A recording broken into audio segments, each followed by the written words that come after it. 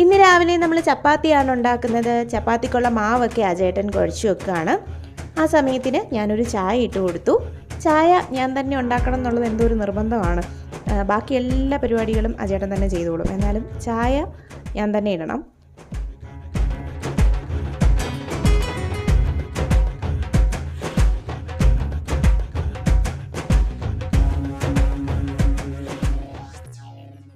മാവൊക്കെ കുഴച്ച് കഴിഞ്ഞപ്പോഴത്തേക്കും ഞാൻ ചപ്പാത്തി പരത്താൻ തുടങ്ങി. പരത്തലും ചുടലും ഒക്കെ എൻ്റെ ഡ്യൂട്ടിയാണ് കേട്ടോ.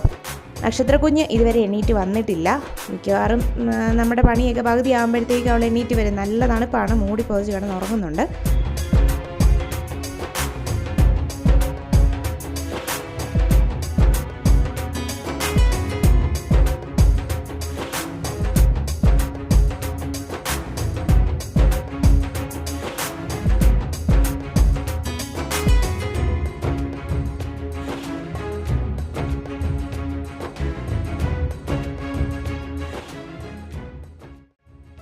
ഇന്നലെ വന്ന കുറച്ച് ഓർഡേഴ്സിനുള്ള സാധനങ്ങളൊക്കെ പർച്ചേസ് ചെയ്യാനുണ്ട്. അതുകൊണ്ട് ഏലപ്പാറ വരെ ഒന്ന് പോകണം.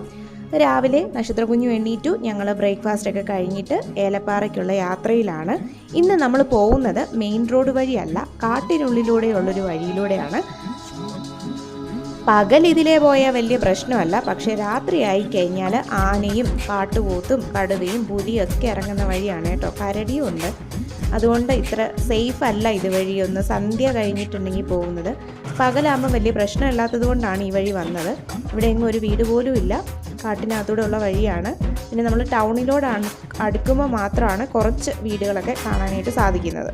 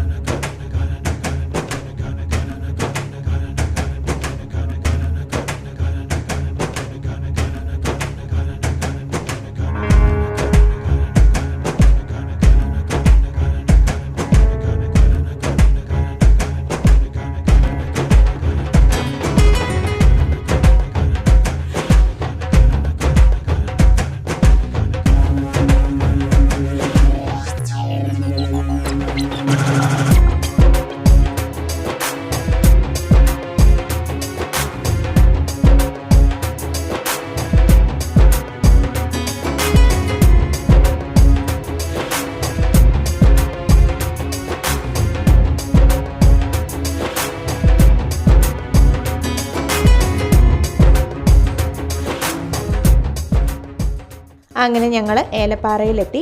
ഇവിടെ നമ്മുടെ നാട്ടിലാകെ ഉള്ളൊരു സൂപ്പർ മാർക്കറ്റാണ്, ഹൈ റേഞ്ച് സൂപ്പർ മാർക്കറ്റ്. അവിടെ പോയിട്ട് നമ്മൾ കുറച്ച് സാധനങ്ങളൊക്കെ പർച്ചേസ് ചെയ്തു.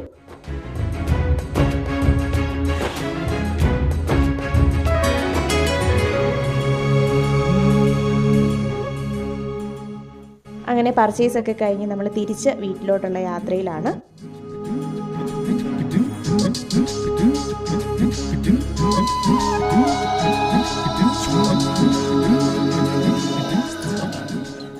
വീട്ടിൽ തിരിച്ചെത്തി. നാളത്തേക്കുള്ള ഓർഡറിൻ്റെ കൂടെ 1/2 കിലോ തേങ്ങാ ചമ്മന്തി പൊടിയും കൂടെ തയ്യാറാക്കാനുണ്ട്. അപ്പോൾ തേങ്ങ അജേട്ടൻ പൊട്ടിച്ച് വന്നു. ഞാൻ തേങ്ങ ചരണ്ടിക്കൊണ്ടിരിക്കുകയാണ്.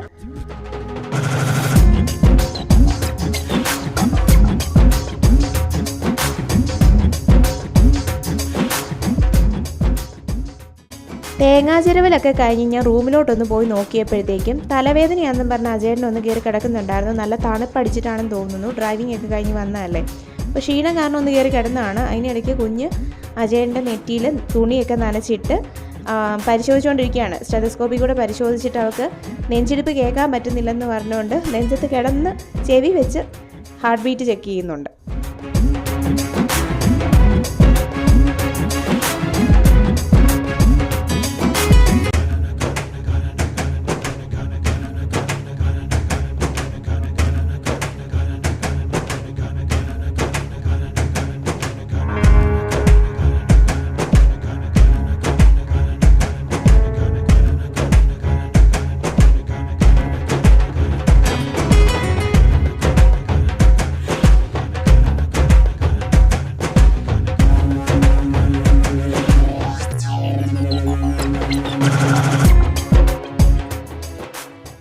എന്നാൽ അജയേട്ടൻ റെസ്റ്റ് എടുത്തോട്ടെ എന്ന് കരുതി തേങ്ങാ ചമ്മന്തിക്കുള്ളതെല്ലാം ഞാൻ തന്നെ വറുത്ത് വെക്കാൻ വേണ്ടിയിട്ട് തുടങ്ങി. അപ്പോഴേക്കും അജയേട്ടൻ എണീറ്റ് വന്നു കേട്ടോ.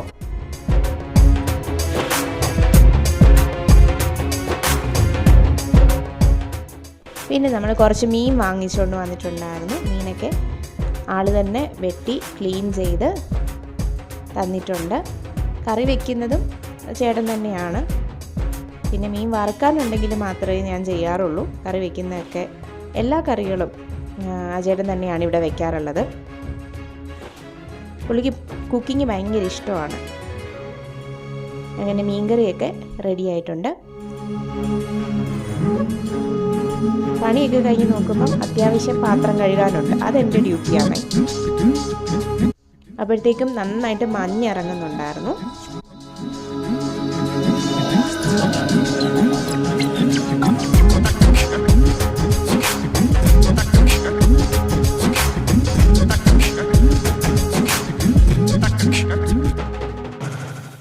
മീൻ വാങ്ങിക്കൊണ്ട് വന്ന കവറ് ഇങ്ങനെ കഴുകി നമ്മൾ ഉണക്കാനിടും.